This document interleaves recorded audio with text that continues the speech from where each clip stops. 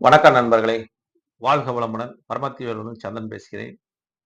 இன்றைய ராசி பலனாக உங்கள் ராசி மிதுன ராசிக்கு திருவாதிரை நட்சத்திரத்தில் பிறந்த மிதுன ராசிக்காரங்களுக்கு உங்களுக்கு இந்த காலகட்டங்கள் எப்படி இருக்கும்? உங்களுக்கு அதிர்ஷ்டம் தரக்கூடிய எவை?